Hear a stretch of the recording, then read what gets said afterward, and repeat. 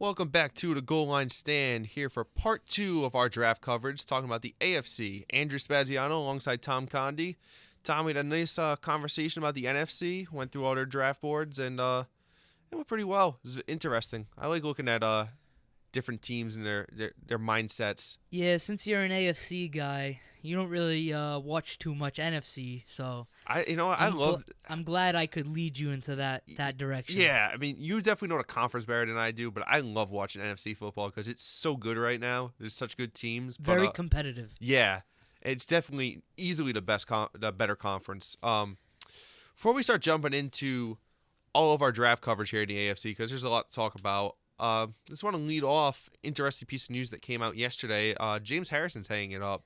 A little surprising, but I mean, he is 39. It just turns 40 May 4th. Yeah, it just seems like he wanted to play another year, but he said he had a whole post. He said, "I've missed too much already." Talking about his family and stuff. I mean, I respect that. I mean, he doesn't have anything left to prove. I mean, he's done incredible things. He's an undrafted guy, right? I think so. Yeah, I would have to dive in a little bit further. I don't know. But head. Either or, he wasn't a big name coming out of college. I mean, to do what he's done with where he started out, I mean, he was an incredible pass rusher and an incredible football player. Yeah, 80.5 sacks in 14 seasons with the Steelers. Yeah. So pass rusher, oh yeah, quite accomplished at that. Oh, definitely. Yeah, I mean, it was interesting because he tried retiring a few years ago. I want to say it was 3 or 4 seasons ago, because he went to Cincinnati for a little bit. Then he came out of retirement, and I think that's when he went back to 2014.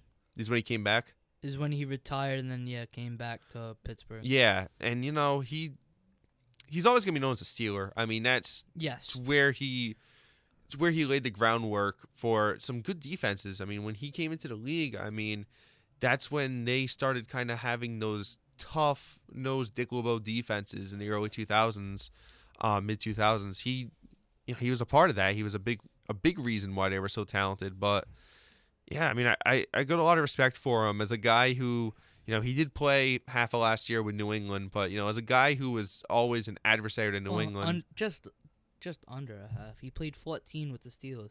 Yeah.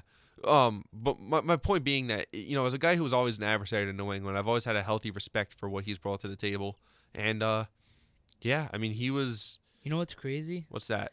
Last year, in 14 games with the Steelers, he played 40 snaps. Yeah, that's why he wanted out, because they weren't playing him, and he felt like he was worth more than that. In the Super Bowl alone, he played 69 snaps for the New England Patriots. I've been over that. It was absurd. I honestly, last year, was the straw that broke the camel's back, his production, and I honestly believe his body just told him no more. Yeah. Especially after playing 69 snaps. Oh, yeah. No, I mean, I believe it. And he's a workout warrior. People see videos all the time of him working out. But it's just a wall that you hit. And like we said, he's going to turn 40 on May. I mean, it's kind of crazy thinking about what he plays, the beating his body takes playing that position, crashing into the line all the time, popping up on offensive linemen. I mean, he takes a beating. I mean, to think that he played the 39 is an accomplishment in itself. And he played at a very good clip even in the tail end of his career. Especially as a non-quarterback punter, field goal kicker, long snapper. Yeah. No, it's truly crazy. I mean, the only guy not at one of those positions that you listed that's kind of starting to do the same thing as Larry Fitzgerald. I mean, I don't think he's not that old, but he's in his mid-30s and he's still producing. Well, you just mentioned him on our last show in the NFC side was Terrence Newman. Yeah. He's ultra long in the tooth as well. Shoot, I remember when Dallas selected him. Yeah. That was mid-2000s, early 2000s? I mean, it was a long time ago. 2005. Yeah, I believe it. I mean, he's 39 right now. I mean, he was a guy who he went to Cincinnati for a little bit, even when he was in his 30s after Dallas cut him loose, still producing. He played a role in Minnesota last year as a slot guy and did all right. But, yeah, I mean, wrap it up, I mean, James Harrison was a great contributor, and he's a Pittsburgh Steelers legend. Yeah, absolutely. And talking about those Pittsburgh Steelers, it's a good place as any to start off talking about the AFC in the draft. Start off with the AFC North, and we'll start off in Pittsburgh. Team that was the second seed in the AFC last year and had one of the best offenses easily in the league. For me, their biggest need is linebacker. I really think the middle of their defense suffered after Ryan Shazier got hurt. And the fact is, Shazier's not going to play this year, and he'll be lucky. It'd be very miraculous, I would say, if he ever plays football again, to recover from that spinal injury he had. But their defense suffered, especially in the run, defending the run after Shazier got hurt. Yeah, they're picking at 28. So linebackers who could be there, Rashaan Evans out of Alabama, Leighton Vander Esch. Yeah, I could see them going linebacker. It is a weakness, but here's a little tidbit. Picking that late, do you pick a running back? Running back is on my list of things that they can pursue. I don't know if I'd pick it at 28 in just the first round. You can almost guarantee Le'Veon is not going to be there next year. Yeah.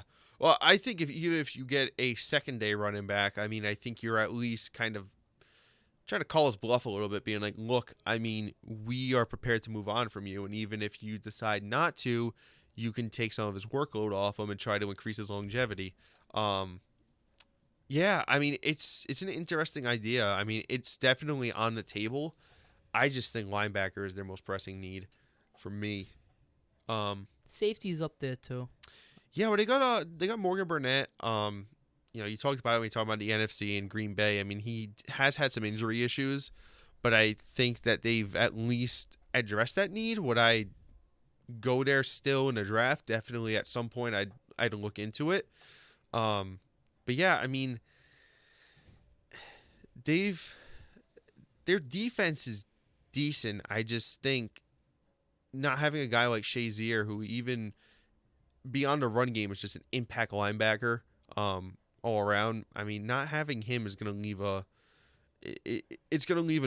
noticeable mark on the defense. So I think that's where you go from there, and then I'd start looking at running backs. I'd even look at maybe wide receiver because Martavis Bryant's on the last year of his contract.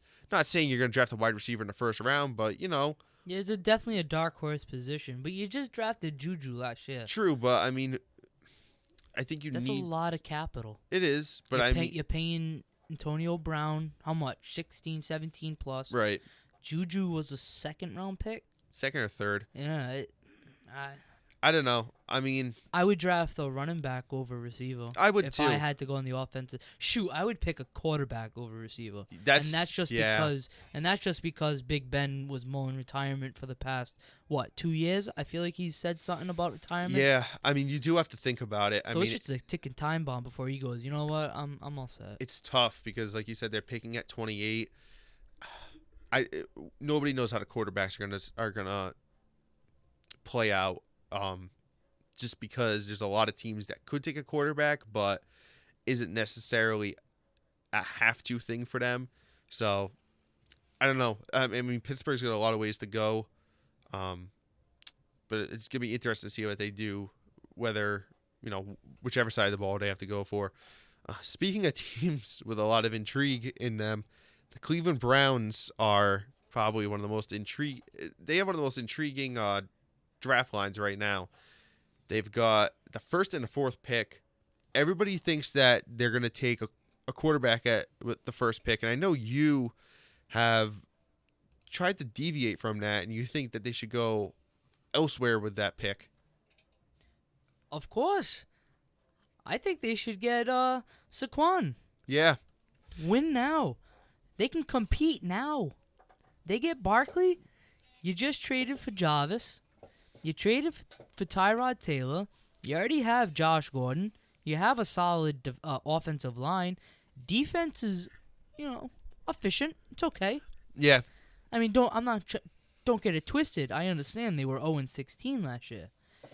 But there's talent. With the moves that you just made, you're telling me you're trying to win now. You're trying to compete now. So if you don't select Barkley, he is not going to be there for you at 4. No. Because they're picking at 1 and 4. I just think for them, it's what's their take on the quarterback class. So you've got them, you've got the Giants, the Jets, and then them. Is there a guy who you really like? Because if there's a guy you really like, you have to take him at 1. If there's just a singular guy who you think rises above the rest, you have to take him there.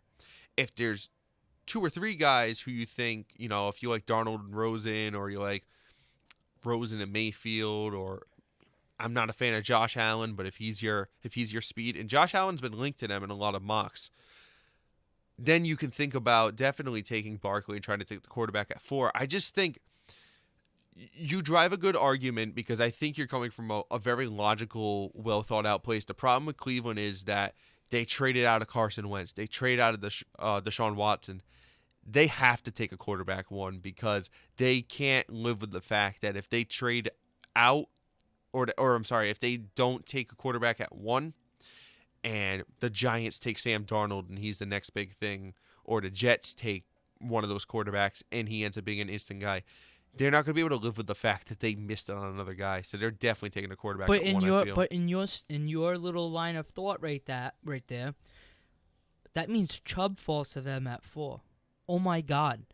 Oh, I know. Oh my God. You get Barkley on the offensive side. You get Chubb. Bookend Myles Garrett, last year's first pick. That team, I know. That team is stacked to win now. Pittsburgh fans, Baltimore fans, Cincinnati fans, quite honestly, would be shaking in their boots. Yeah. You can talk trash about Tyrod Taylor. Oh, well, he got benched for so-and-so. Well, not for nothing, but Buffalo, they didn't make the playoffs since last year, this past year. They just got back there after a 20-year drought. Tyrod has skill. Now, am I saying quarterback, Super Bowl winning quarterback skill? Who knows? There's a lot more talent on the offensive side right now if you draft Barkley than Buffalo ever had for Tyrod. That's true.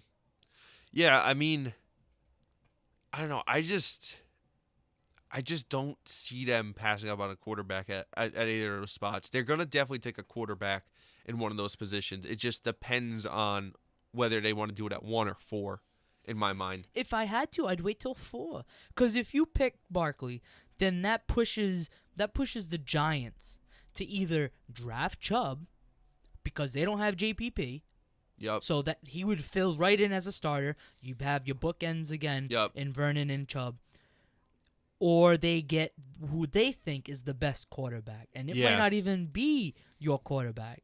And then say they do get Chubb. Then you're betting on the Jets or whoever decides to pick at 3 what they're going to do.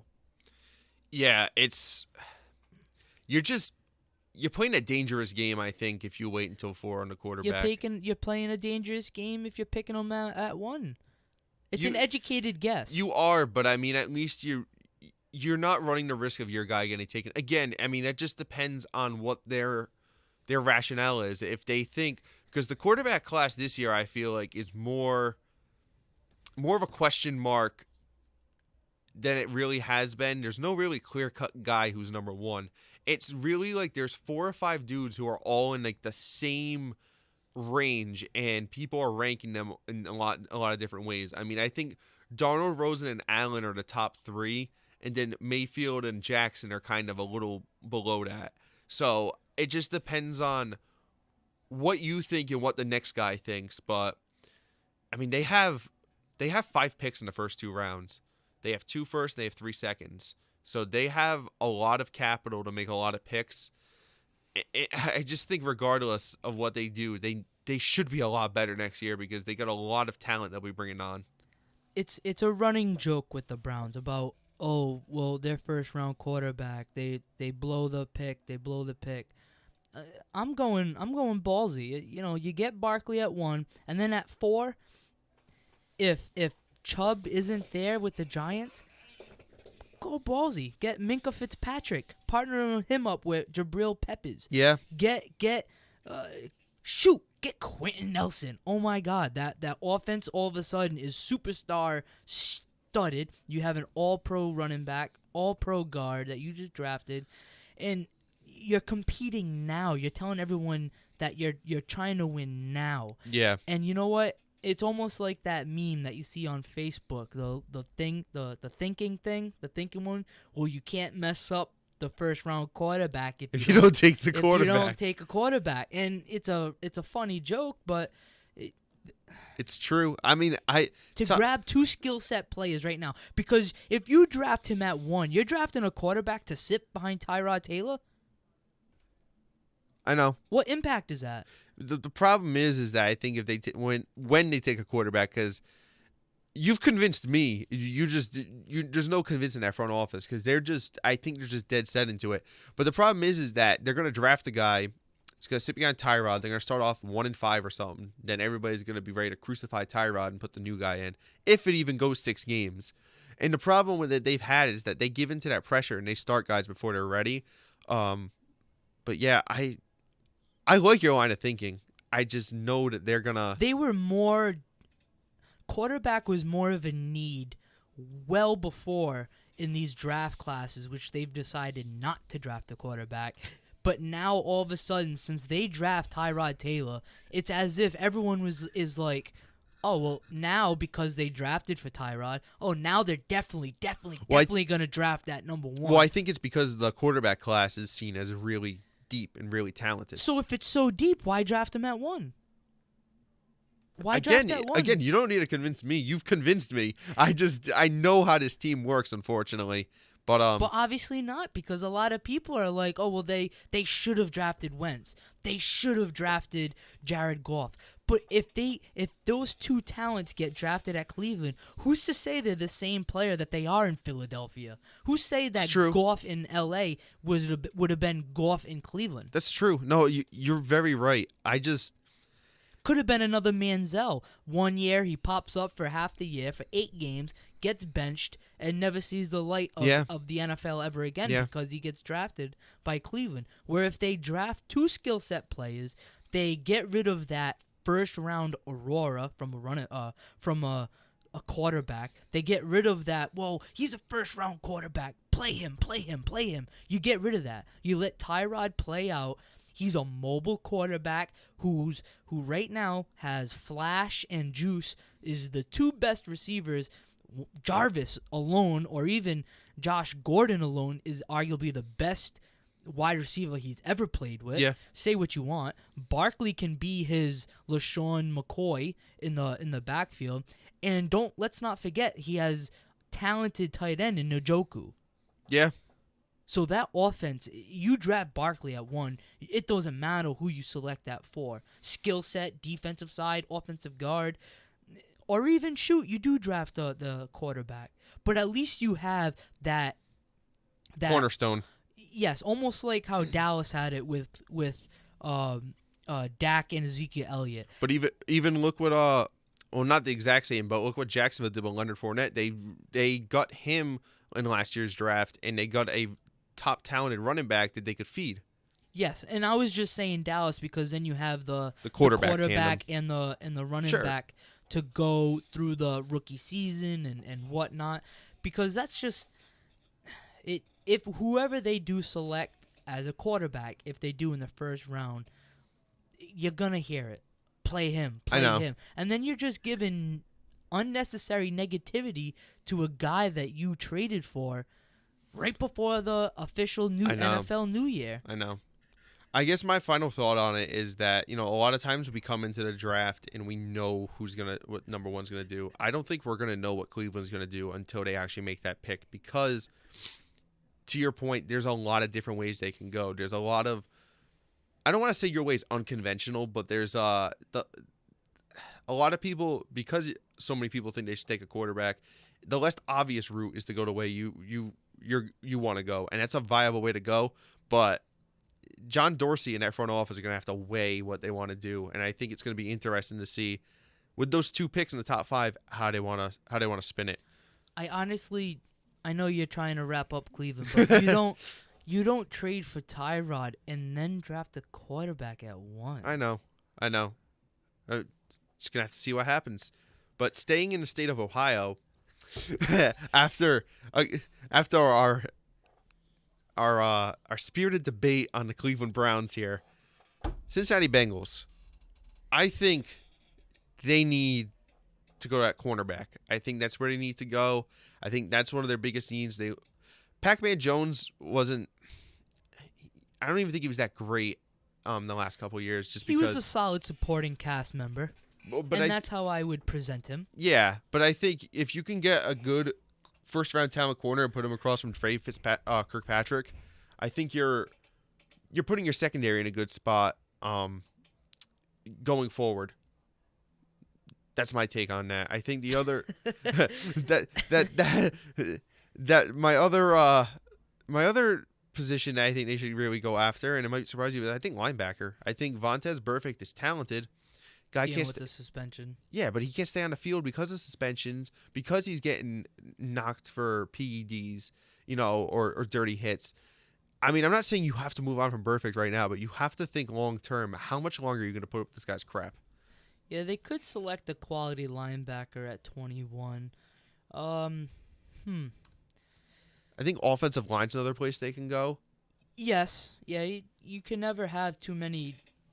I mean, do they want to go tight end? Because they traded for tackle Cordy Glenn. That's going to help. Yeah, definitely. I mean, do they want to go tight end? Because you brought back Tyler Eifert. Tyler Eifert can't stay on the field. Tight end? I wouldn't go tight end. Right? I'm just throwing things out there because I think corner's the one you go with, but I'm thinking other routes they can go. I think tight end's a position you go with in this draft, but I don't think you go in round 1. Yeah, I mean, Mike Hughes from Central Florida could fall to them. Safety, if Derwin James falls. Yeah, I like Derwin James. He's a lot of people like him. I would try and go with the secondary because you have Cleveland with their tandem. You have Pittsburgh and their plethora of receivers. Baltimore, we have yet to touch upon them, but they just made some wide receiver moves and potentially could add a first-round talent or grab Dez Bryant. So you're looking at quality receiving cores. So if I'm Cincinnati sitting at 21, if the right offensive line, whether that's a guard or a tackle, doesn't fall to you, I would grab the best safety or the best corner available. Yeah, I'm with you. Just because, like you said, what you have to deal with in the division and whatnot, and they have some decent pass rushers on that team. I don't think that's the issue. I think it's the back end of things, trying to lock down the secondary as opposed to, it's usually, do you want to focus on the pass rush or the back end? Yeah, I mean, I go corner, and then I'd also make linebacker and tight end my other two priorities. The last team in the division, and a team you already touched upon, the Baltimore Ravens. For me, the big question is, this is Ozzie Newsome's last year in Baltimore. Ozzie Newsome's done a tremendous job with that franchise. He's got them 2 Super Bowls. Excellent job. Yeah. Excellent job. Very good general manager. My thing is, he can't draft wide receivers. Is this the year he's able to hit on one? Do they go with wide receiver? I think you go with tight end. Because they haven't really had a standout, spectacular tight end since Todd Heap. And I'm dating myself there because that's going back a little ways, but that's where I would go. Hayden Hurst, the guy that has been linked to them. Quick aside, Hayden Hurst was a really good baseball prospect with the Pirates. Oh yeah. Yeah, there's a Bleacher Report article on him. He got the yips. He couldn't keep his control. But I'm sure my father knows about him as a baseball player. Then. Yeah, but anyways, he went back to college and now he's a first-round tight end prospect. So good on him, right? Yeah, he is supposed to be right about there for tight ends. I don't see anybody in front of Baltimore selecting a tight end. Yeah, I really honestly don't see anybody selecting a tight end other than them, right about them at 16. Wide receiver I think that depends on Dez Bryant. I really do. Baltimore's shown the most interest in Dez. Yeah. It's do you grab Dez? Do you grab uh, Calvin Ridley? Do you grab a wide receiver in the second round? Yeah, I mean, I think one way or another, I think they have to take a wide receiver. I mean, Brashad Perryman's a failed experiment at this point. They signed John Brown and Michael Crabtree. Yeah. But that's not going to stop them. No, I mean, you've got a guy who's on the wrong side of 30 in Crabtree and an injury-prone burner in Brown. You add Des Bryant to the mix, then, yeah, you can push this off another year potentially. But I think if I'm Baltimore, I'm taking a wide receiver. I just don't know if I'm doing it in the first round. I think tight end, I think by adding a tight end, you're adding another target for Flacco, like just like you'd be doing a wide receiver, but it's with the personnel you have right now, it's the most glaring position of need. So that's where I would go. If I'm Ozzie Newsome, and maybe he can hit on a wide receiver this year. Yeah, spend the first round on a solid tight end, and then sign Des Bryant, and then your offense. The defense isn't the problem in Baltimore. No, definitely. Joe Flacco. People like to degrade Joe Flacco, but let's not forget he is a Super Bowl winning quarterback. And what else to not forget is when he did win that Super Bowl, he had wide receivers. Yeah. No, it's true. I mean, if Baltimore had better wide receivers last year, I mean, I didn't watch every Ravens game or anything, but I'm sure there are games where they needed a guy, an elite top-tier receiver, to make a play, and they didn't have him. They hoped Macklin was going to be that, but Macklin can't. He gets hurt crossing his own shadow. Ain't that the truth? But they have a solid running game, though. They have a solid running game. Yeah. They ran him to the ground. So offense is definitely the area that they need to put some high capital in. No, most definitely in those skill position areas. So moving on from the AFC North to the AFC South, the most intriguing team in that division draft-wise, the Indianapolis Colts. And they're sitting there, traded back with the Jets, got some extra draft capital. They have a couple of needs here. I think they could go guard.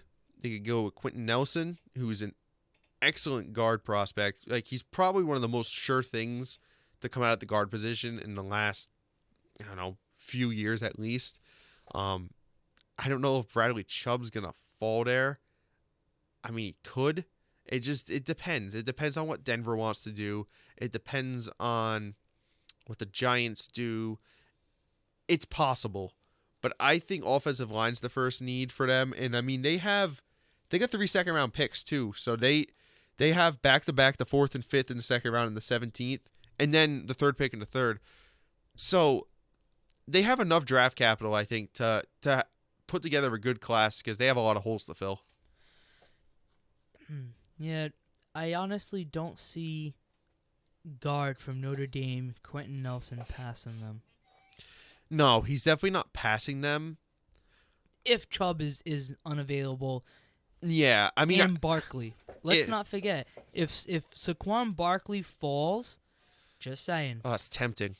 Just saying. Indianapolis drafts Saquon Barkley. I think Nelson's going to be your top target because Andrew Luck is hopefully going to play this year. He's been making progress with his shoulder. You got to keep the guy on his feet. You can't let him take hits with all the injury issues. Barkley's an all 3 down back. Let's not forget. No, it's true, and I'm not trying to degrade Saquon Barkley because I understand that kind of talent you're going to get with that guy, but I think you need to shore up the offensive line first. I mean, we've talked about the New York Giants in the past. What good is getting a running back if you don't have the line to support it? I mean, it's the same kind of principle in Indianapolis. I think those 3 names are definitely, they're going to take one of those 3 guys. I don't know if they're going to take Chubb. I don't know if they're going to take Nelson or if Barkley falls there. The only team I think that could potentially take Nelson before him is maybe the Broncos. Yeah, they've been working on their offensive line in a couple of years. Yeah. And they have also shown, you know what? That's the only team I can really pull out there. I honestly, I don't see Barkley passing Denver. I want to change that. Yeah. Because John Elway is still high. Believe it or not, he's still high on Paxton Lynch. Yeah. And you have your log jam over there at quarterback. Yeah, you have Keenum. Right. So if they don't trade back, say they don't trade back with Buffalo, because Buffalo's trying really hard to move up. Oh, definitely. They're trying hard. If Buffalo doesn't trade up, at number 5, Barkley to Denver. I can see it. And then that would leave Quentin Nelson with Indianapolis. Yeah. But I think that's their. And in go-to. in this fantasy world, we have 4 quarterbacks going, we have 3 quarterbacks in the top 3, and then Bradley Chubb at 4 with Cleveland. Yeah, I mean, I could see it, but I think Nelson, is the guy they definitely want to take. I honestly see Nelson being selected there. Yeah, no, absolutely. The next team I want to talk about is the team that should have the 4th pick in the draft, but they got Deshaun Watson out of the deal, so they can't really complain at the end of the day, I guess. Houston Texans. So obviously they don't have the 1st round pick. They have some needs. I think the secondary is definitely an area they have to improve on. I mean, getting Tyrann Mathieu is a big help, but they don't pick until the 4th pick in the 3rd round. So any guy you get is not going to be a top echelon guy necessarily. It's going to be a guy who has some flaws that need some work. But I think corner is where they have to go. Really? I think the front 7. I think the front 7's another viable option. I think corner, though, because you think about it, they let Boye go in free agency the previous offseason. They really struggled in the secondary, and I think you can tie a lot of that. Obviously, Whitney Merciless and J.J. Watt get hurt. J.J.'s only played 8 games the last 2 seasons. I believe it, though. I mean, the guy... And especially since you're drafted not in the 1st round, you're drafted. I'm sorry, what did you say? 4th pick in the 3rd round. Obviously it's going to be a project. Yeah. But you need to get some talent up there, some depth. JJ goes down, Whitney Merciless goes down. Yeah, I mean, I definitely think that they have to invest in that area. I think the defensive side of the ball is going to be the priority. I mean, their offense is in pretty good shape. I know they traded Dwayne Brown to Seattle, so I don't know necessarily what their tackle situation's like, filling in for him. But, I mean, you've got talent at running back. You've got talent at receiver. Defense is really what hampered them last year. Even when Deshaun Watson was playing, I mean, they were losing games. They were losing shootouts. I mean, the bottom line is that Watson is coming off the knee injury, so you don't know how effective he's going to be, especially right out of the gate. I mean, the easiest way to help a quarterback besides giving him weapons is to have a solid defense on the other side. Yeah, and I think the signing of Tyrann Mathieu, they're not going to ignore the secondary, but I think that helps ease the need for it where they can draft a front 7 guy. And I say front 7 because they run a 3-4. So a defensive end in a 3-4 is totally different than a defensive end in a 4-3. Right. In a 4-3, they're more of your pure pass rushers. In the 3-4, they're more your gap eaters to let your linebackers flow more flowy. But if the right pass rush and linebacker falls to them, that's my thing. Is right now their front 7, they can go. It's a broader view. And they can hit on a bigger talent pool than just secondary. Yeah, and they have 3 3rd-round picks, so they don't have any in the first 2 rounds, but at least when they're picking, at least they have some capital there to make a move. Jacksonville's an interesting case study. The next team, I think the obvious choice is wide receiver. Losing Allen Robinson, granted you played all last year without him, but I mean, Allen Robinson's a very good talent. And I mean, the bottom line is their offense... I know Blake Bortles got a lot of flack, and he did deserve it at times, but I mean, who's he throwing the ball to? I mean, seriously. They signed Austin Seferian Jenkins at tight end, which I think is a good signing. Get another guy, another pass catcher out there who's a viable option. But yeah, I think receiver, I think linebacker too, because Posluszny retired. I think inside linebacker. Linebacker would be efficient for them, but being in the back end of the 1st round, you're not going to have a top talent like a Rashaan Evans or even Leighton Vander Esch. Right about there, some people want to say offensive line, but I mean they scored the high-priced guard in Andrew Norwell. So wide receiver is a efficient pick right about there. I mean, you can grab DJ Chark. Oh shit. Oh my God. Kirk. Christian Kirk. Yeah, I know what you're talking about. He's another round 1, round 2. Yeah. Wide receiver. Cortland Sutton. I just think Jacksonville has been looking for a wide receiver for the longest time, and Allen Robinson was definitely their guy. Yeah. And they just didn't want to pay with the knee injury. And don't forget, they lost Allen Hurns as well. The first couple years, he was a very big target too. But this team's always been looking to get a wide receiver. I mean, remember when it took Justin Blackmon in, I think it was 2011? Yes. And he was a top talent. He just had substance issues and just couldn't stay on the field.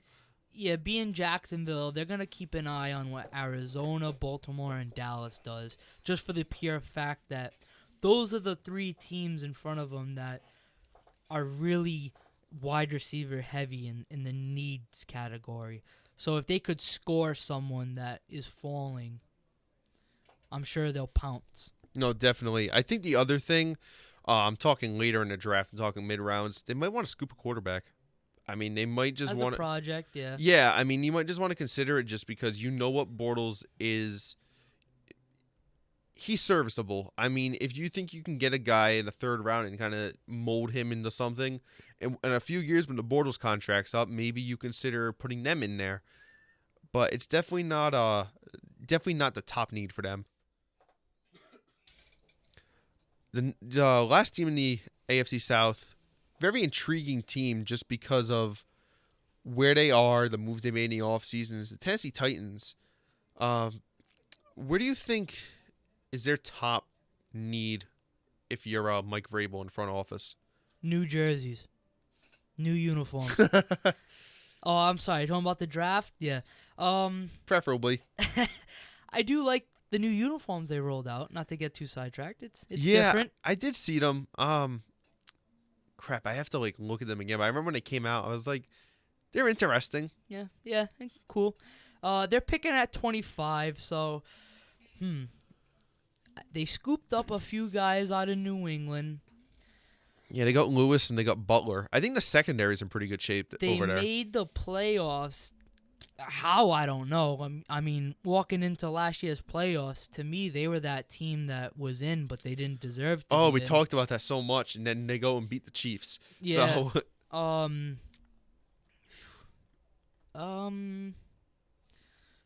You can always use a pass rusher, offensive line, but being at number 25, it's really going to fall the talent that falls there. Right now, you could have center James Daniels, who's from Iowa. He's played center and guard, so position flex is pretty big. Yeah, versatility. Mike McGlinich. I'm screwing this name up. Yeah, from Notre Dame. Yeah, he's an outstanding talent. I just don't think he's going to fall because New England's picking in front of them. Isaiah Wynn, guard out of Georgia. Colton Miller, offensive tackle, UCLA. I'm just going off of the top of the head because you want to protect your quarterback, and they picked up his 5th-year option. They're going to go forward with him. He is the quarterback of the future in Mariota. Yeah, and you want to be able to continue to run the ball the way they were able to. Yes, especially with Henry. They released DeMarco Murray. You spent a 1st-round pick on a wide receiver in Corey Davis. I think wide receiver is a place. I wouldn't use a 1st-round pick by any means, but I think it's a place you could address in the mid-rounds just because you think about it. So you got Rashard Matthews over there, Corey Davis. Eric Decker isn't what he was. I mean, he was all right last year, but I think I mean, you're waiting to see what Davis becomes. You spent a top 10 pick on Davis, so I mean, you're not giving up on him by any means. But he was just riddled with injury. Yeah, and you know what? He flashed a little bit in the playoff, especially in the game against New England. Definitely. So, but I think adding another young body there, that you like, that's gonna need some work, obviously. What's their pick in the second round? Their second round pick is 25. They have all their picks except for their seventh. So I would wait till the second round to draft a wide receiver. Definitely. Because just by going off the names that you've just listed off, he's generically not going to start. Yeah. And when you select someone in the first round, you usually plug and play, and that's why I say either a pass rusher or an offensive line, and that all depends on who falls to them at that position. And right now, the safest bet at that deep was probably James Daniel, and that's just because of the versatility. Yeah, no, definitely. But they're an interesting team. They obviously made the playoffs last year, and that division as a whole has gotten really interesting. I think besides the Colts, I think any of those other three teams can win the division just because they all have the pieces in place potentially. You don't think there's a top dog in that division? I'd probably give Jacksonville the nod. Really? Probably? Yeah, but I still think, I think Houston showed last year that they can be explosive on offense, and I think Tennessee, for all we've knocked on them, I think has got pieces in place to improve this year. Similar to the NFC West, Jacksonville to me is the clear cut right now. It's their division to lose. Yeah, that's fair. I just think it's Jacksonville, and the other two are a closer second than maybe you think. But moving on from the AFC South, because we could debate this all day, and I know we would. Moving to the East. I got you, Jacksonville. Moving on to the East, the New York Jets are definitely taking a quarterback at number 3. They already traded with Indianapolis to move up to 6-3. They have to be taking a quarterback there. I can't see any other circumstance where they don't. I mean, I know they signed Bridgewater and they brought McCown back. What are those guys? I mean, Bridgewater is potentially a guy who could be a starter. I mean, he was in Minnesota. Is he healthy enough to be a starter? Does he still have the ability he had when he was a starter? I don't know. The Jets have been looking for a quarterback since long before I was born. And it's been 22 years. So I think they're going to go after somebody. I think Sam Darnold's the guy who a lot of people have them taking potentially. It just depends what the Giants and the Browns do. Yeah, this is a team where you can put all your eggs in one basket because you don't trade up that far for Chubb or Barkley. It's. But would you be tempted to take Chubb at 3? Not for the capital that they just traded. But I mean, think about it. You don't trade that much to get a quarterback. Yeah, which is true. I'm just thinking because I understand, as I was going through the quarterbacks, it's not like you have a clear-cut solution there. Teddy Bridgewater could be a starter, though. I mean, we don't know. That's the only thing about taking a quarterback is that I know you didn't sign Bridgewater to, huge money and long-term or anything, but, he could be something. In my mind, he's the starter there. I know they like McCown. I know he's a guy that they trust as a veteran. But I think Bridgewater, from what we've seen, is the opening day starter. And taking a quarterback is definitely a worthwhile investment, and you're hopefully helping yourself for the next 10 or so years. I know, I would think about it. You don't surrender a king's ransom for... No, you're right. A running back. Or even a pass rusher. Yeah. So... You're gonna pick whoever's left between Sam Darnold, Josh Allen, Josh Rosen, Baker Mayfield. I think... Yeah, so they're going to take a quarterback there. I think the other big need they have, Nick Mangold just retired a couple of days ago, so I think later in the draft, I think they need to address that. Yes. The offensive line, particularly center, they have to... Shoot, I just spoke of a center, so who knows? Maybe they'll trade up and grab him.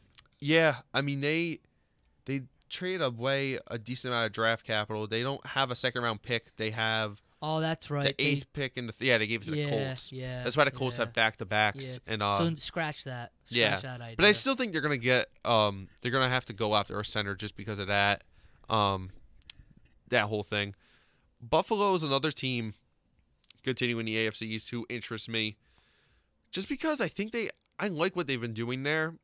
I think you have to think about potentially taking a tackle with Cordy Glenn, but I think Cordy Glenn leaving.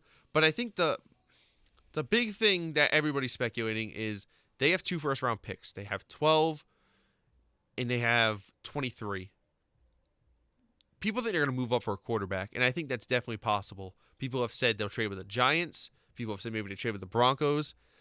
I can see it.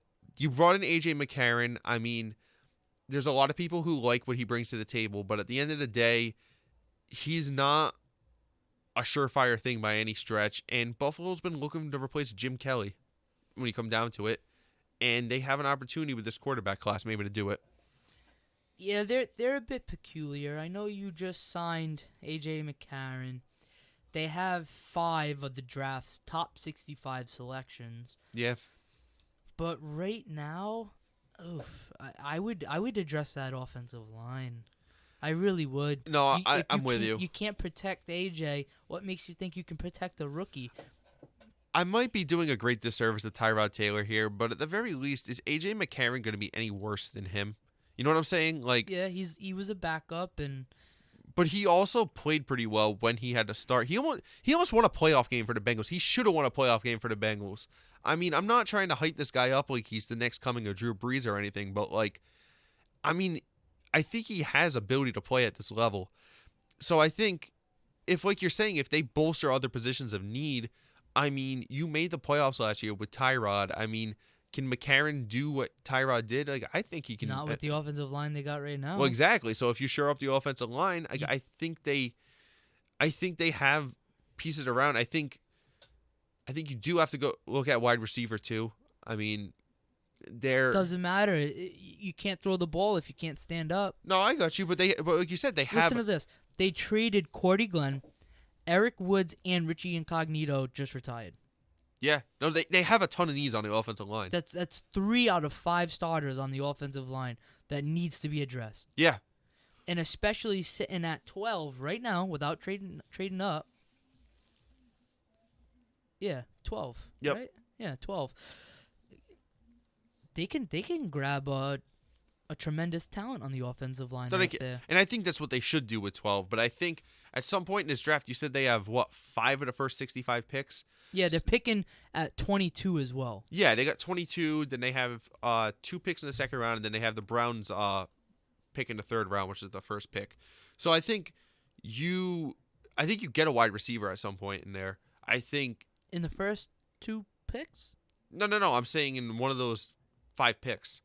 Oh, all right. Yeah, I would push it to the second round. Definitely. I'm with that. I'm just gonna send this out real quick. Let's say they draft guard Will Hernandez, okay, and then they go and draft in the 22nd pick. They draft, I'll give them James Daniels out of Iowa. Yeah. You select in front of. I know I gave that to Tennessee, but we're talking about Buffalo now, and I really didn't realize that their need at offensive line was so huge. Neither did I. I knew they traded Cordy Glenn, and I knew Incognito retired. But I didn't really connect that and losing Woods altogether, and realize that like they have no offensive line right now. Right. So I mean, to draft 2 interior offensive linemen is putting a lot of capital into it. I mean, some people might say, well, get a guard and a tackle or a center and a tackle. But if you shore up that guard center position, and we already went over James Daniels could be switched over to a guard, but you can now step up into your throws. A.J. McCarron won't get as much pressure in his face because a lot of times a quarterback, if you were to ask them, what do you hate getting the pressure of most, they're going to say in your face. Yep. They can't step up and make the throw. Obviously, blindside hits are gruesome to look at, to watch. Everyone has seen them, but believe it or not being able to step up into your throw is just as bad. 100%. So I can see them do that. Does it make sense? Maybe, but with the 3 linemen that just disappeared from last year's starting lineup, it really, really makes that position important. No, definitely. So, moving on from Buffalo to my team, the New England Patriots. Your team, you own them? I wish. I wouldn't have student debt, I can tell you that much. So, talking about New England, they have a tremendous amount of need for a team that was in the Super Bowl. I mean, it's crazy. They have an obvious need at left tackle, losing Nate Solder. They have holes at linebacker. I think they need more pass rush help. I think corner's a place they could go at some point. I think the biggest thing I kind of want to shoot down is they're not going to move up for a quarterback. I really don't. They have what? No. They No. People keep saying that. They're like, they have 23 and 31. And I'm like, they have no left tackle. I don't care who's quarterbacking you. Quite honestly, you can say they lost 2 of their starting tackles. Because was it Fleming went to Dallas or was it Waddle? Yes, thank you. Fleming was signed to Dallas, and I know in the first half of the year he was your swing tackle, but he ended up starting because Cannon got hurt. And believe it or not, he played excellent, especially throughout the playoffs and including the Super Bowl. Yeah. So I know Solder will get a lot of the spotlight of losing, but you kind of, I know you re-signed one tackle. Yeah, they re-signed Waddle, who's really just like a super depth piece. He's not spectacular. And so if you do trade up, I believe you guys will trade up to grab the best or the second best tackle in the draft. Oh, I'm with you. I mean, I think Mike McGlinchey for Notre Dame is considered the best tackle. I think that's who they're going to go after. Notre Dame had an incredible offensive line last year. Between him and Quentin Nelson, they were spectacular. So those 2 guys are highly coveted. I think that's where they have to go. I mean, I know you were saying, you said to me that maybe they try to trade with Dallas to move up. I think that's 4 spots to where Dallas is picking at 19. Dallas is picking 19. So potentially if they feel like Buffalo is going to take them at somebody Cincinnati. Yeah, exactly. Detroit. So I agree with you. I think they're going to move up for that reason. I think after that, you got to start looking at inside linebacker. Dante Hightower can't stay healthy. Great player when he's healthy, but big question mark. He had the pectoral injury last year. He's had a slew of injuries in his career. You have nothing behind him. I mean, Kyle Van Noy's Landon Roberts is okay. But you saw in the Super Bowl, they have no horizontal speed. They need to get young there. They need to get young there. They need to get young at the pass rushing position. I also think I'm very interested to see if they take a tight end at some point in the draft. I'm not saying in the first 2 rounds, but you got all this drama with Gronkowski going on. But do you take somebody to not necessarily call his bluff because nobody's going to be Gronkowski, but to get somebody in there that you like, that has intangibles that you like? Yeah, it would definitely be addressed later in the rounds because first and foremost, that offensive line, more specific, your tackle has to be addressed. Now, if you don't trade up, that means you'll end up keeping your 2 first-round picks. So at pick 23 is right about where these linebackers are going. And these linebackers at this depth is, I keep bringing them up, but Leighton and Rashaan Evans. And that's because a lot of these teams around there doesn't really need linebacker up until 27, 28, where New Orleans and Pittsburgh select. So you want to try and get ahead of them. It's tough, man. You need that tackle. Right. But here's my thing, is that 31 you pick and you possibly select UCLA's Colton Miller. Yeah. Or you go, I was going to say go ballsy, maybe get Isaiah Wynn, but he's a guard, so that's kind of I follow your logic, though. It's that because you got to play where you're picking. Exactly. If you pick a tackle at 23, then you're pretty much saying, go ahead, New Orleans, go ahead, Pittsburgh, select whatever linebacker you want. Yeah, no, definitely. So because we have Carolina getting receiver, Atlanta getting defensive line. Yeah. It's definitely kind of have to play around right where you're at. No, definitely. I mean, at the end of the day is they have a lot of holes to fill. I think at some point, if there's a quarterback they like that's in like that second group, I can see them taking them, even with a second-round pick. I mean, the bottom line is, that you have to have a contingency after Tom Brady. I mean, you need to have something in the cards. And you traded away your best bet last year, so you need to figure that out. But they have a lot of other areas they need to address if they just want to keep doing what they're doing this season. Trading Brandon Cooks. Yeah. Who knows? That second first-round pick, they could very well take a talented wide receiver like Sutton or Kirk, who could be a slot speedster. Yeah. They have a lot of options. They just have a lot of holes go along with them. Yeah, but pressing needs would be pass rusher, because look what they did out of desperation last year on their playoff push. James Harrison. Signed James Harrison. Yeah. And then, like we already just beat the dead horse, offensive tackle. Yeah. Miami's the last team in the AFC East, and I was pretty adamant with them on our last show. They're taking Baker. Yeah, I mean, that's the top point I said. Competition for Tannehill. I mean, I could definitely see him taking the quarterback. I mean, they have to fill the Sue hole at defensive tackle. They're picking at 11, so that's kind of at that point where if you're gonna get a quarterback, you need to decide there and then. You're picking right outside the top 10. Arizona's a team we've talked about might go after a quarterback. They're picking at 15. Yeah, I don't know. I mean, I understand why they want Baker Mayfield. I don't know. I'm not the biggest Ryan Tannehill fan. I just don't know. And he's coming back from knee issues. Yeah, and he's had recurring knee issues. Brock Osweiler? No, not the heist. Exactly. You get defensive end Robert Quinn. You get guard Josh Sitton. You get center Daniel Kilgore. And it's nothing without a quarterback. Frank Gore. I know what you're saying. Yes. Those are just stopgaps. Those are just Band-Aids. If they don't get Baker, I would have to say defensive line, interior defensive line. Definitely. Especially getting rid of Sue. So at 11, you're looking at, let's say, Vita VA. You're looking at... Who else could you be looking at? Taven Bryan.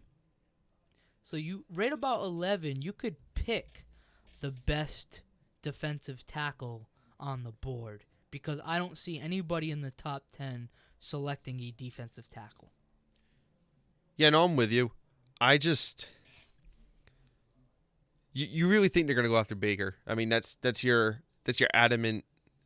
I do. Yeah, I mean, he's an alpha talent. Yeah. Say what you want. He doesn't have character issues like Manziel. The only thing that concerns me with Baker, and I didn't talk about this at all in the NFC thing, the NFC section, but some of these quarterbacks, the drawback I have for Baker is the Big 12 is just absolute crap defense.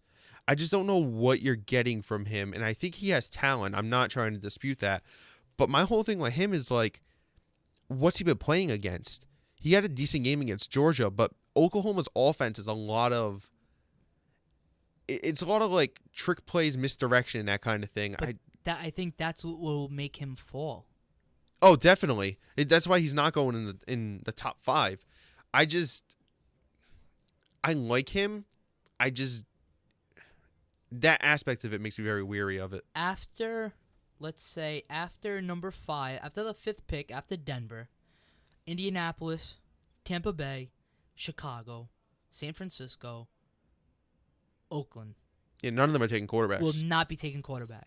So if Baker doesn't get selected by those top 5 teams, he's going to drop all the way to at least 11. If not, may fall to 12 to Buffalo.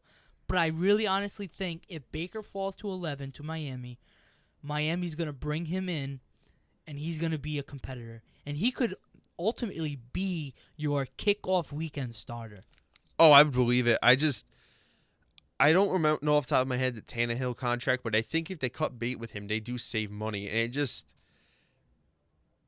it's just interesting because it makes you think, why didn't they do it already? But it's also because you don't know if you're going to get a quarterback. So I don't know. I'm trying to rationalize it in my head. If they don't play this out if it doesn't play out where Baker falls, I could see them getting Calvin Ridley. You're getting your best wide receiver. He's polished route runner. He's been an all-star wide receiver throughout high school, throughout college. And he's played at the highest stage there is in college football. And it will help offset trading Jarvis Landry. Yeah, I was going to say wide receivers in need because, I mean, Danny Amendola, God bless him, he was a great postseason player for New England. He's not your big solution there. He's a good piece, but he's not going to be your main guy. You signed Albert Wilson to a crazy contract. Another guy I'm not sold on. I mean, Kenny Stills has some ability, but yeah, there's a hole there as well. An outside receiver threat. Definitely. So going to our last division in the AFC West, let's start with the Denver Broncos. There's a lot of intrigue there for me with the Broncos. There's a lot of ways they can go. Do you think there's any chance to take a quarterback? Because I do. There's a chance. There's a slight chance if the right one falls to them. This is more of a me thing than a John Elway thing. What is his thing with Paxton Lynch? It's like, I understand you wasted a first-round pick on a guy, but it's like... They traded up for him. They did. And you know what? And it looks really stupid, obviously. But because he's a first-round quarterback, you make up excuses time after time it's just for first-round quarterbacks. It's just like the guy played a little bit at the end of last year, and he was nothing special. It's just at some point, it's like... You have to just say to yourself, like, this isn't working. My whole thing is, if they were that sold on Paxton Lynch, why the hell did you sign Case Keenum to that contract? You know what I mean? Like, they clearly aren't that sold on him where they're comfortable with him starting right now.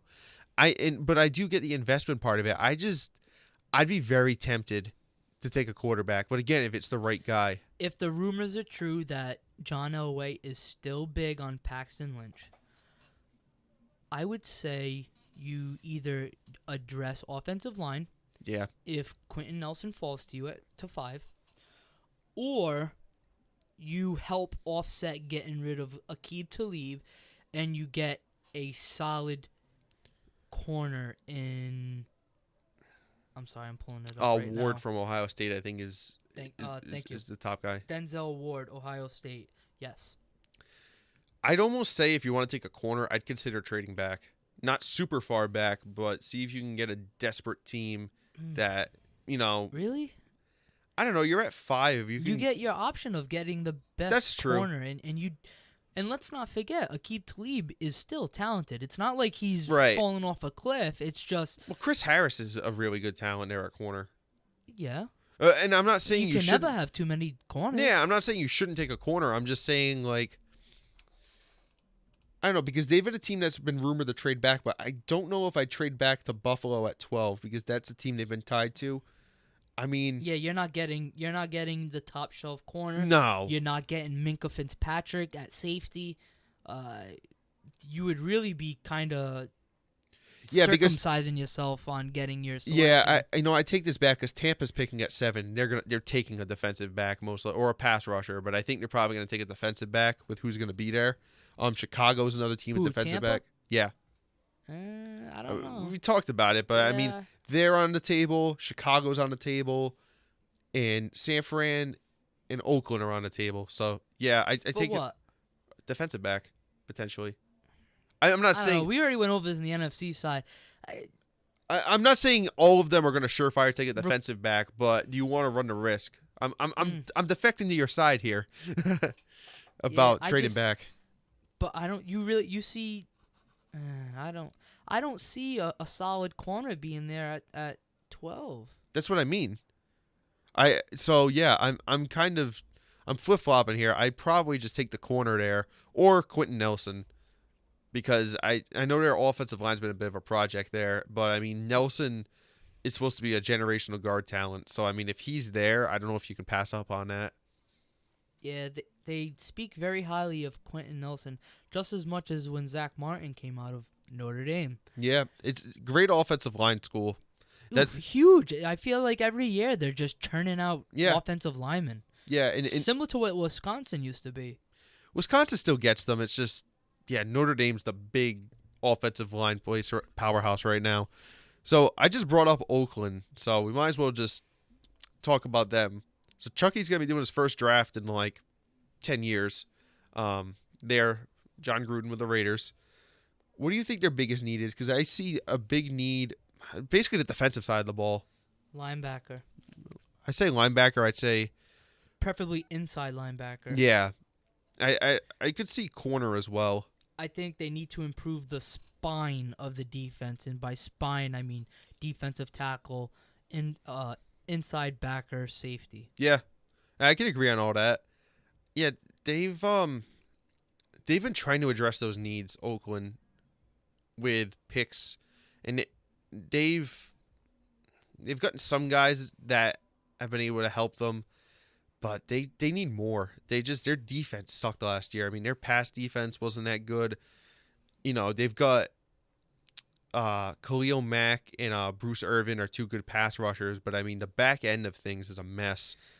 Right now, they're selecting at 10, and depending on what happens with Tampa, Chicago, and Frisco, I mean, they could easily have their way between, let's say, Denzel Ward, corner out of Ohio State, Raquan Smith, outside linebacker out of Georgia. I know I just said inside backer, but Raquan Smith can play all three positions, just like Tremaine Edwards, Yep, Virginia Tech, and Minka Fitzpatrick out of Alabama. Yeah.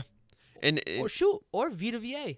I know I just said spine of the defense, so. Yeah.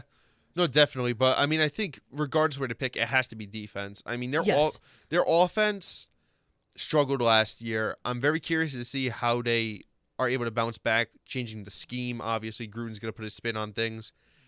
I think at some point in the draft, obviously not at the 10th overall pick, but I think at some point later on, I think you have to consider drafting a wide receiver, purely because you lose Crabtree, you got Jordy Nelson. Obviously, Jordy Nelson is going to be, at the very least, a good complement to hopefully Amari Cooper, who can catch the ball. And that's my thing, is that what's Cooper going to bring to the table? What does Nelson have left? You don't really have a third guy. So I think you have to, whether it's the second round, whether it's the third round, I think you really have to consider getting another wide receiver in there. Yeah, that's something that they should address later. Because as of right now, sitting at 10, you're salivating over the defensive talent. Yeah, you definitely don't take a receiver there that you could grab right now. Yeah, I mean, you have to go defense. That's the bottom line, is that I think their offense will figure it out. I don't know if they're going to be a juggernaut necessarily, but their defense just has a lack of talent outside of Khalil Mack. I mean, they just need to help that back end, and as you said, the spine. Just grab a cornerstone defender to help them out. Definitely. What's your opinion on the Chargers? Because they're our second to last team here. I think Superchargers. Yeah, you can say young quarterback, develop them behind Phillip. Offensive line needs some work. I think tackle. Tackle? Yeah. All right. I think tackle on either side of the ball. I've been seeing defensive line, but that's more of a dark horse, I think. I think not necessarily interior. They were one of the worst teams against the run last year. So it's like you have Bosa and Ingram, who are probably the best pass rushing duo in the league right now. But what's your interior? Your interior gets exposed because they can't rush the passer if you're just picking up 4 or 5 yards a clip going up the middle. They're picking at 17, so around them,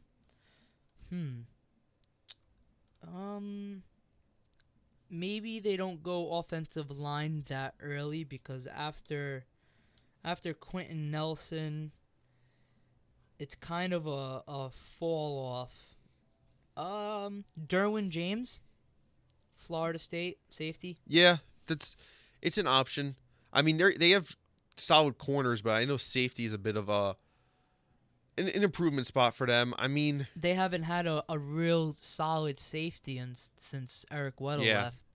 So he could help play center field and help solidify that defense. You already have some awesome pass rushers. Yeah, I think linebacker's another place they could go too, inside. Yeah, I'm just trying to think about that division, though. With the tandem of Emmanuel Sanders and DT, you already went over Oakland. We still got to go over Kansas City and their speedsters, and Sammy Watkins and Hill. So it's like linebacker doesn't cover wide receivers, so you get a center fielder. I'm just really concerned about their run defense because that was a big issue with them. And, I mean, look at the running backs out there. I mean, you have Kareem Hunt. You're going to potentially – I mean, Denver could, if he fell to him, get Saquon Barkley. If. Yeah. And, I mean, I think Oakland who did they sign? Because I know they have Marshawn. They signed Doug Martin. So I think – but yeah, I'm not going to hype up Doug Martin. They might get 16 games out of both of them combined. Potentially. But Oakland has a good offensive line. Okay, but their running backs are subpar. But you might be able to put a cardboard box back there and get yards. They're subpar. My point being that are you more threatened by that division's running backs, or are you threatened more about their receivers? They're receivers, but I think you already have good corners. But you need a guy playing center field. You do, but I still think defensive tackle is the bigger need. You just said linebacker, though. Or linebacker. I think defensive tackle is the biggest need, but I think linebacker is another one. And, yeah, I mean, safety, definitely. I mean, you would partner him up on that solid defensive line, make your front seven possibly the best in that division with a move at linebacker or even defensive tackle. But sitting at 17, you're not going to get Vita VA, so you'd have to reach on a guy like Brian. You're not going to see linebacker. You're not going to end up getting. You're not going to get the two best in Raquan Smith or Tremaine Edwards. So if you're to grab the second best safety, Derwin James, that's a win. That's true. That's a win. Yeah, no, I mean your logic is sound. I mean because Derwin, I love Derwin James, so I mean I'm all about getting him into your system. So they don't need another pass rusher. No, definitely not. Right in between 13 and 20, I can see quite a few pass rushers getting flown off the board, and they don't need that, so they could care less. Right. But safety, if a safety just so like Derwin James just so happens to fall to them, if Arizona, if Green Bay doesn't select, even Washington doesn't select them. Yeah, you have a chance to get your pick. Or even Seattle if they trade Earl Thomas. I know you want Earl Thomas to go to Dallas so bad. Just saying, if they could snag Derwin right there, that's a win. That's a good pick. Yeah, no, I'm not gonna bad talk him. And again, you've done a good job of presenting the case, especially with people picking around them. I could see it. I mean, but defensive tackle is somewhere they have to go because that run defense was porous last year, so it has to be addressed at some point. Defensive tackle or linebacker, because they can address that day two. Grab a solid linebacker. Yeah, I mean, I think you have to address both, but I mean, I would say defensive tackle is the priority over linebacker. It's what do they run? They run a 4-3. I believe so. A 4-3. Then you gotta, if you're selecting a defensive tackle, you gotta draft someone who's not only a run stopper but a pass rusher. Yeah. And the only one who's honestly like that is VA. I mean, Deron Payne has flashed a little bit of pass rushing ability from there, but you're going to be reaching if you get Deron Payne. So that's why I'm saying if you're to grab that safety and then end up in the second, third round grabbing a linebacker that'll help block shed, stuff the running lanes, it's a win-win. You got a center fielder that can play pass coverage and arguably stack them in the box, and then you grab a linebacker in the second, third round.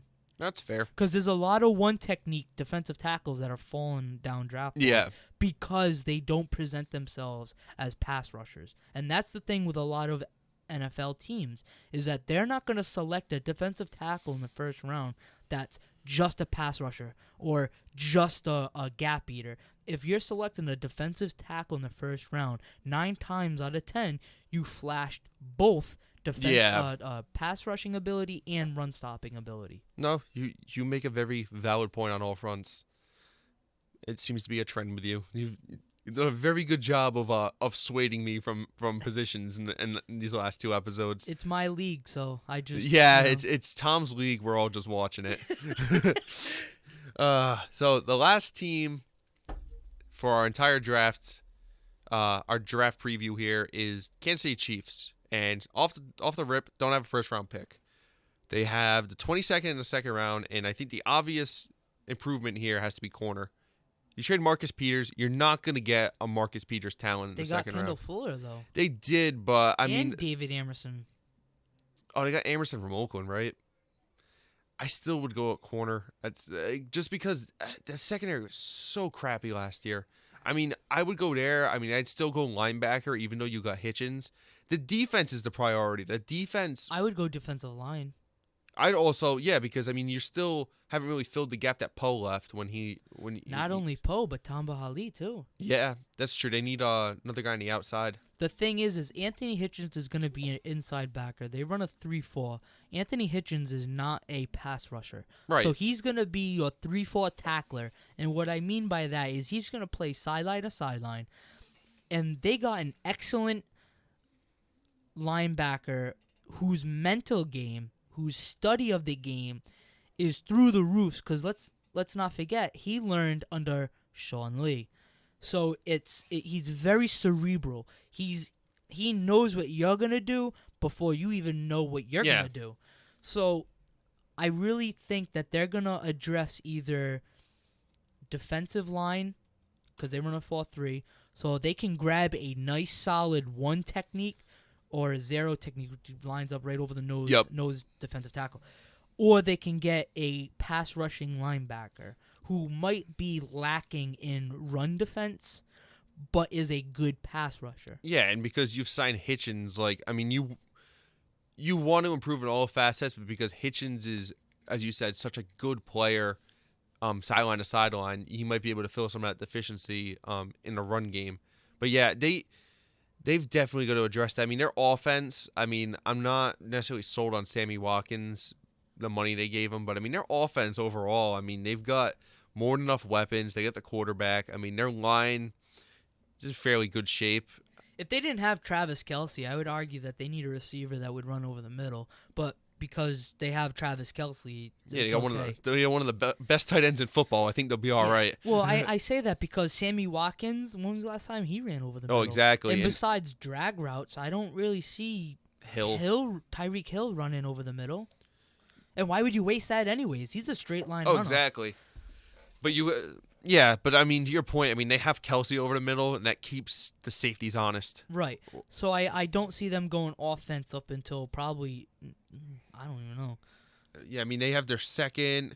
They've got 2/3, 2/4, a 6 and a 7, 2 7s. So day 3. Maybe day 3 you get, I don't know, a wide receiver? Yeah, my only thing...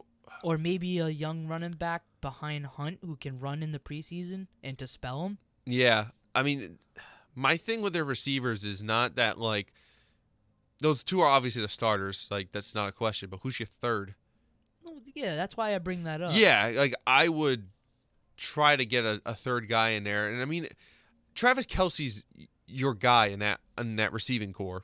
Those other 2 almost complement what he does, I feel, because they're more stretched the field, and like you said, Kelce is going to eat the space in the middle of the field. But I think just having another wide receiver there, especially with Watkins' health issues, it can't hurt.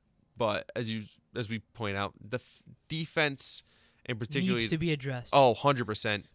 The defense held them back last year. The defensive line is in transition. The help of Anthony Hitchens being signed is going to be felt. The Kansas City will notice. But a solid defensive line will go a long way, especially in a 3-4. No, definitely. I think that's where they have to go first, and then if you can get a couple of offensive guys later, and it's just gravy. And especially, this is a team that lost to Tennessee in the first round of the playoffs, so they're going to be chomping at the bit to hit someone, Definitely. hit something. Definitely. 100%. So they definitely need to bolster up that defensive end of the ball. Yeah. Yeah, no, definitely.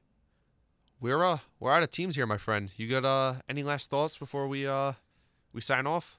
Schedule is gonna be released soon. I'm excited for that. Yeah, tomorrow. So we're gonna come in next week. We're gonna just talk about the schedule. I mean, we'll point out some of the key matchups. Kickoff weekend, Thursday night games, Sunday night games. Sunday night games seem to be the best night for football. No hands doubt, down. no doubt. I mean, opening night, if it's your team that's in it, it's cool. Everybody else, I mean, there's a strong rumor that it's gonna be Minnesota and Philly, for the opener. So that'll be a good game.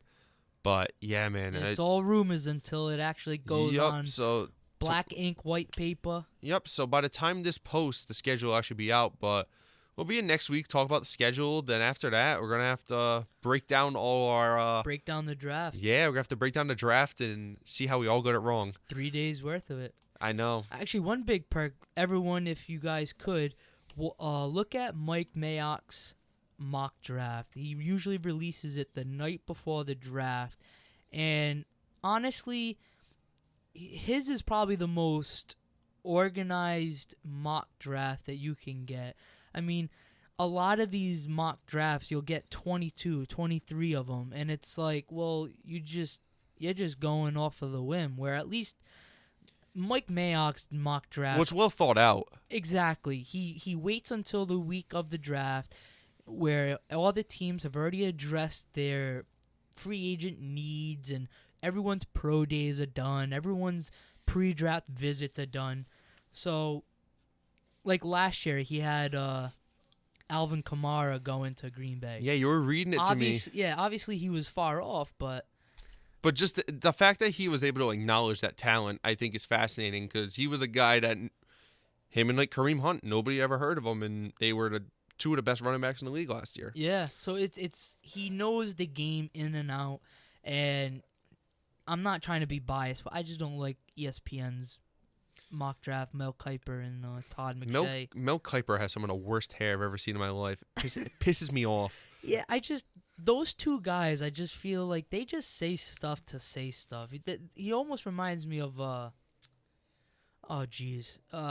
Skip Bayless. he don't know. He just rubs me the wrong way, I guess. I feel like he just says stuff to say stuff.